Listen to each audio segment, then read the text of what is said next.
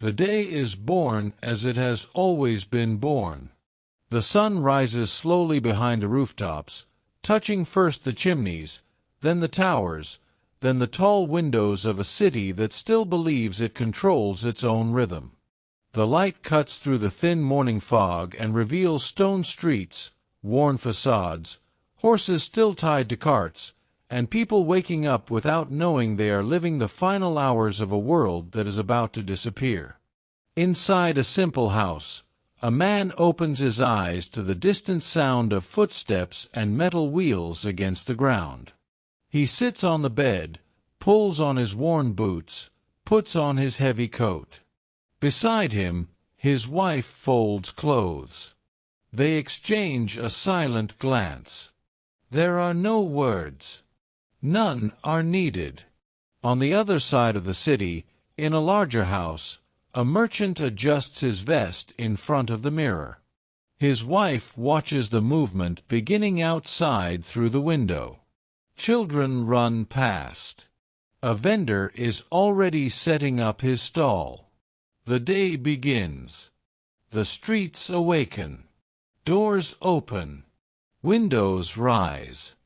The sound of footsteps, hooves, wheels, voices, bells, and hammers begins to merge into a familiar, almost comforting rhythm. The city works as it always has, people walking, buying, selling, carrying, waiting. In an open market, fruit is stacked. Bread is placed on white cloths. A butcher sharpens his knife. A woman selects vegetables. A man argues over the price of fabric. Children stare at simple wooden toys. On another street, men push heavy carts. On another, a shoeshiner works in silence. On another, a messenger runs with letters tucked under his arm. And above it all looms the constant presence of the factories. Large brick buildings, endless windows, chimneys that never rest. Smoke rises slowly, as if the city were always sighing. Inside one of these factories, the door closes behind the workers. The sound changes. The outside world disappears. Now there are only machines. Wheels turn. Belts stretch. Pistons rise and fall. The air vibrates. The floor trembles. Men, women, and children move as parts of a larger mechanism. Each repeats the same gesture hundreds of times. No one looks at anyone else. Time here is no longer measured by the sun, but by the clock. A child crawls beneath a machine to collect loose threads. A man wipes sweat from his forehead without stopping his work. A woman watches the thread moving too fast for the eyes to follow. Elsewhere in the city, a mine swallows men. They descend in metal cages, deeper and deeper. Light disappears. The air grows heavy. Water runs down the walls. Below, coal is torn from the earth as if it were flesh. Each strike of the pickaxe is a silent plea that the ceiling will not collapse. Above ground, that coal becomes energy, and that energy becomes motion, and that motion becomes change. A large steam engine breathes like a living animal. Engineers watch the gauges. Valves release steam. A man turns a wheel and the entire factory responds. It is no longer water. It is no longer wind. It is no longer the horse. Now it is fire that moves the world. In the streets, contrast grows. An elderly woman crosses slowly as a tram passes behind her. An old man watches a massive construction rise where small houses once stood. A child stops, mesmerized by a shop window filled with products their parents never saw in childhood. The city is changing, but it hasn't realized it yet. In poor neighborhoods, houses press against each other.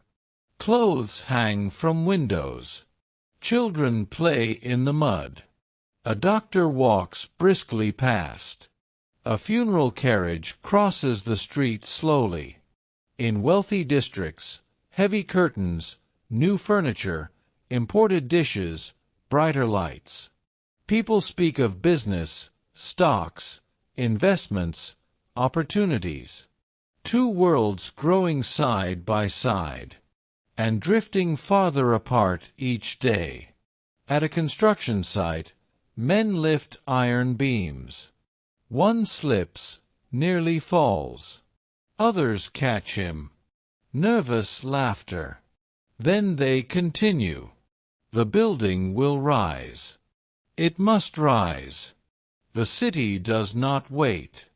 An iron bridge rises over the river. Boats pass beneath. People stop to watch. Some feel pride. Others feel fear. Iron is replacing stone. Machines are replacing hands. The clock is replacing the sun. Inside an improvised school, children learn to read. Across the street, other children enter a factory. Two futures being built at the same time. At a station, a train prepares to depart. People watch. When it starts moving, the ground shakes. The world feels smaller. Distances feel shorter. Time feels faster. A man stands still as the crowd moves around him. He grips his hat tightly. Everything is moving too fast. In a workshop, an artisan watches a new machine take the place where his workbench once stood. He touches his own hands, stained with paint and glue, as if trying to remember who he is. Elsewhere in the city, men break machines at night. Faces covered. Hammers raised. The sound of metal breaking echoes like a scream. But the next day, new machines arrive. They always arrive. The city does not stop. A canal is built. Boats carry more cargo than 100 carts combined. A horse pulls slowly while the water does the heavy work. Soon after, rails appear. First a few, then many. They cut through fields, villages, hills. They connect everything. They change everything. At the port, steamships release smoke. Sailors unload goods from places that once felt like different worlds. Now they are days away. The world is shrinking and speeding up. An old street appears in a photograph. The image changes. The same street is now filled with posts, wires, rails, signs, people, smoke, movement. Nothing remains the same. In an archive, books are stored. Photographs are organized. A man closes a heavy volume carefully, as if sealing an entire era within those pages. Above the modern city, the image of the old city rises like a ghost. For a moment, they coexist. Then only one remains. A great clock marks the hours. Clouds pass. People pass. Machines do not stop. In the final shot, the entire city moves. Trains, factories, crowds, smoke, lights, construction, unseen noises. The world now spins at another speed, and no one can ask it to slow down. The old world did not end with a crash. It was simply left behind, and almost no one noticed the exact moment it happened. The world has changed, and it will continue to change. If this journey into the past opened your eyes, don't let this story end here.